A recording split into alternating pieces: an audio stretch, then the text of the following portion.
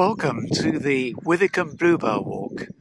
We're here on a glorious April late afternoon at this fantastic area of ancient woodland in the parish of Withycombe. We're going to take a walk around the wood and see a little bit of the wildlife, and I'll tell you just a few things about the history of the wood. Just over here, before we go into the wood, we have a completely different area of young trees just planted in the last 8 or 9 years on an area that was grassland. So this is a plantation with a change of land use, and the area we're going to be walking around is ancient woodland.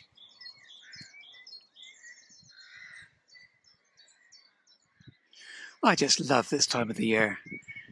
The oak trees in front of us just come into leaf in the last week or so, full of freshness and just a reminder that the cycles of nature go on and will continue to go on, whatever is going on in the rest of the world. The rooks are busy. There's rookery on the edge of the wood, as you can probably hear. Other birds singing. Great titch with its squeaky door two-note song. Butterfly there. It's already been a good year for butterflies. Lots of tortoiseshells and peacocks around. Saw brimstone last week, which is really nice, and a lovely yellow, pale yellow butterfly.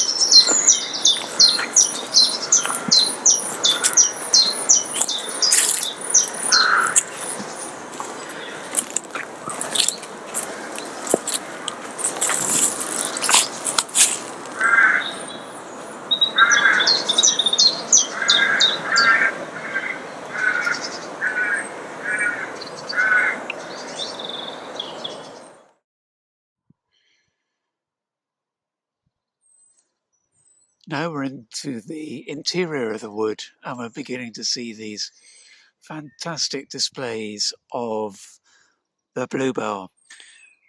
Hyacinthoides non-scripta is its equally attractive scientific name. We also have some yellow archangel, the yellow flower growing with it there. And so here it's a little bit of a glade, or a slightly more open canopy. If we look up at the canopy in this part of the wood, we've got oak trees surrounding, but we're actually underneath a tree that is not yet come into leaf, and this is allowing more light to get through to the woodland floor. And this is an ash tree, another of my favourite trees, under a bit of a threat at the moment from this nasty fungal disease that's spreading across the country. And here, this one, there's another species that's just come into leaf, this is one of the elms, and this is the elm that is more typical of woodland habitats, which is the wych elm. That's W-Y-C-H. Nothing to do with broomsticks, slightly disappointingly. The wych elm. Lots of English elm growing in the hedgerows near here, many of them still suffering from Dutch elm disease as they get to a certain size. So a lovely woodland glade. I mentioned light. Now this is really, really important for the woodland ecology. And the ground flora is very well adapted to the light levels in woodland, which are very different from open habitats outside of the woodland. The human eye adjusts extremely well, so it's not particularly noticeable to us. But when the oak trees in particular are on full canopy in a few weeks' time, and then right through the summer, the light level in the interior of the woodland will be perhaps a fifth or less of the actual light level in the open habitats all around. And so the ground flora has adapted over the centuries, millennia, to those different conditions. And so there are species here like the bluebell, the yellow archangel, some of the ferns, and wood anemone, and many others. They've adapted so that they put in their growth really early in the spring, before the trees come into leaf. And then they die back in that darker period of the summer. And so many of the species that grow in the open are much more competitive for light, and they're better adapted to take advantage of the light conditions through high summer. So that's one of the main reasons why the woodland ground flora is so different from the flora in open habitats such as grassland. And it's so different that, particularly in ancient woodland, some of these species you will almost never find outside of ancient woodland. So they're actually good indicators of long continuity of woodland cover. So even that plantation that we saw on the way into the wood, that probably won't get any of these special woodland indicators growing underneath those new trees, perhaps for centuries.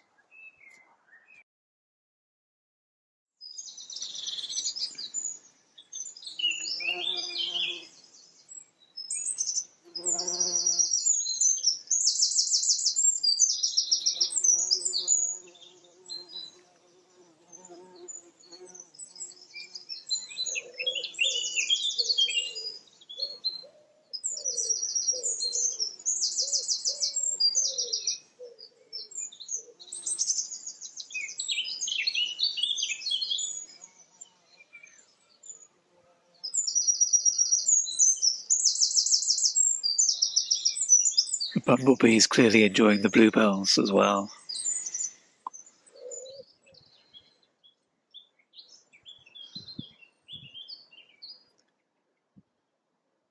Blackcap singing there.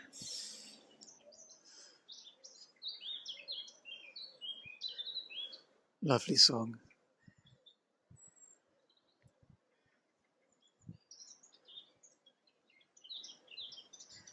So what about the Spanish invasion then, I hear you say? Have you been thinking about that one? Well, yep, gardeners amongst you might have an advantage here. This is the threat of the Spanish bluebell, sometimes favoured for introduction to gardens. It's a little bit more robust and showy than the native woodland bluebell, more upright in its flowering heads. But unfortunately, it's posing a little bit of a threat to the native bluebell in the places where it's hybridizing with our native species, Xanthoides non-scriptus. And so not really to be encouraged, particularly in more natural places like this woodland.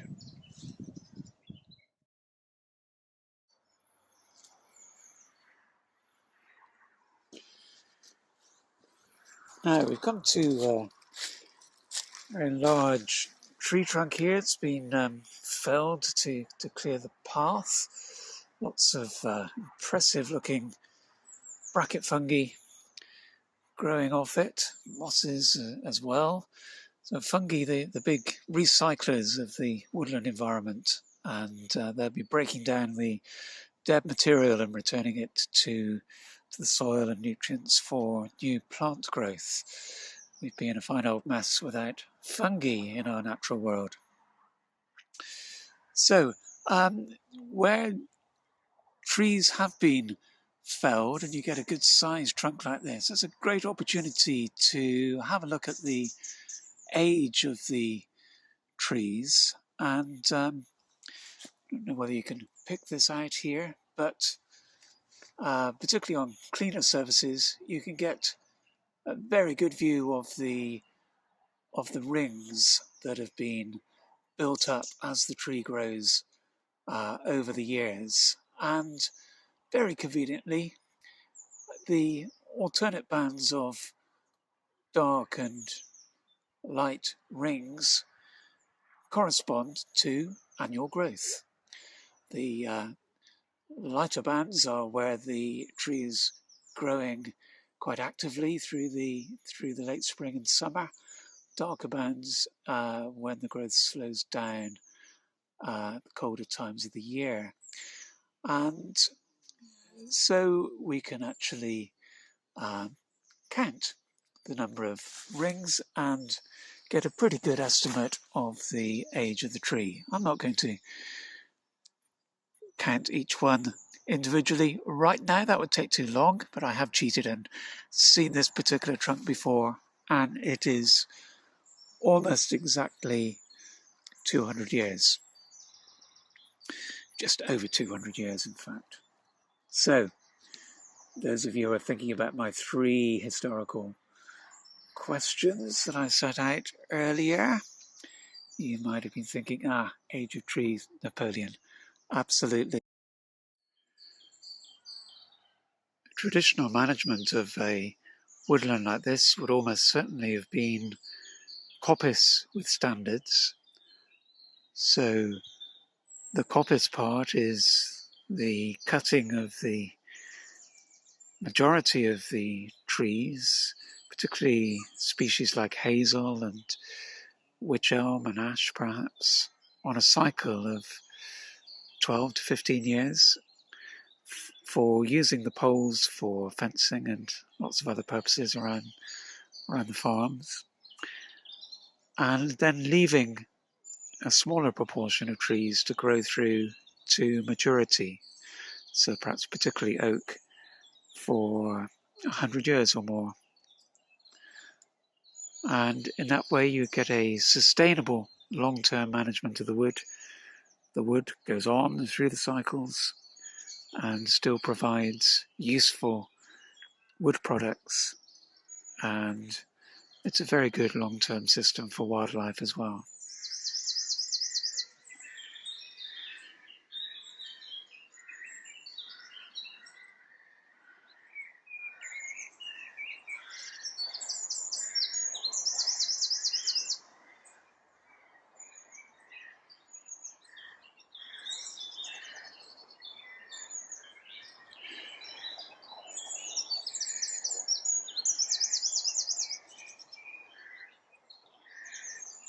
Seems to be a bit of a singing competition going on in this corner of the wood. We have a wren quite close by. Extraordinarily loud song for the size of the bird. And a blackbird, much more melodious. And a blackcap, as well as the rooks. There's the blackcap. That's the red again. Black cap.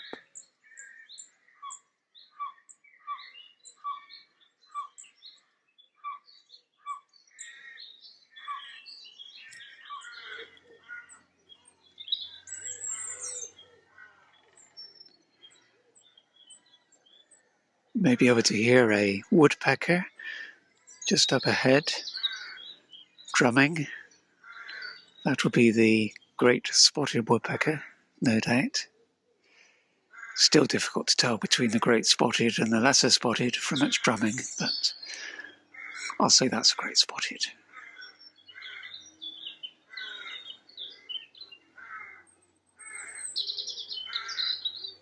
Robin singing just ahead. Rook still noisy behind me.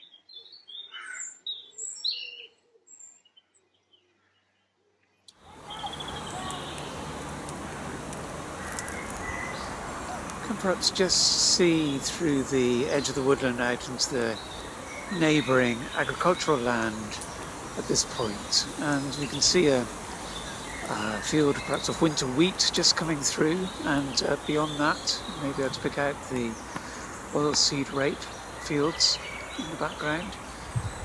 And this is such a contrast in terms of ecology between the farmed habitats and the ancient woodland.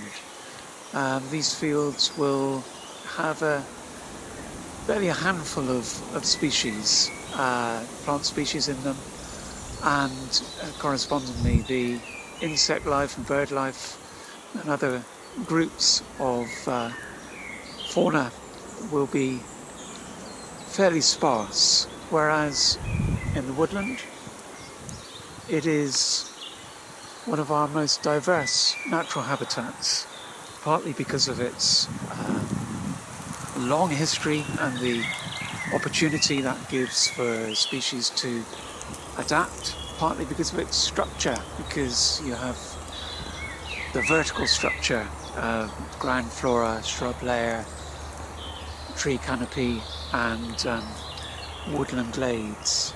So there are lots of ecological niches for plants and invertebrates and animals to find their special place and thrive in a native woodland like this.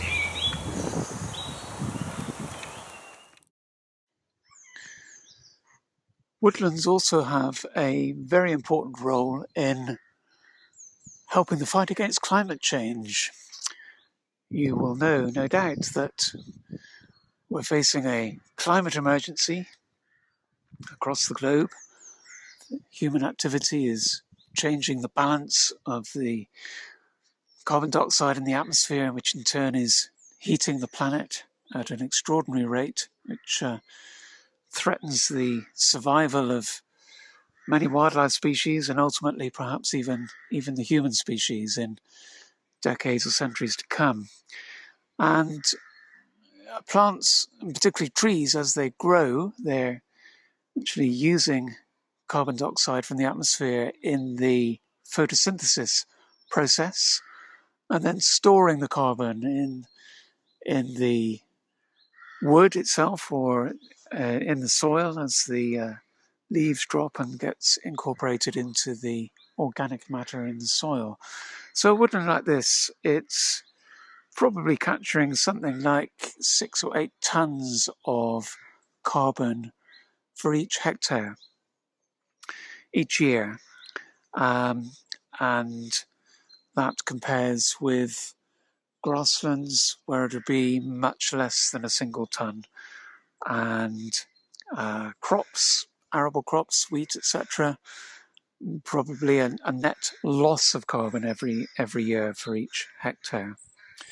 So a really quite stark difference, and this is one of the many reasons why we need much more woodland in our landscape. And the ambition that many people and organisations have is to double the proportion of land that is covered by woodland in the UK over the next decade, and that would be a great help towards climate change, be really good for wildlife as well, and I think many people would enjoy visiting these extra areas of woodland. So this grassland slope that was planted 8 or 9 years ago is a good example. Trees getting to this sort of age will start really capturing carbon at a fast rate over the next 20 or 30 years. So as well as being beautiful and supporting wildlife, woods are great for climate change.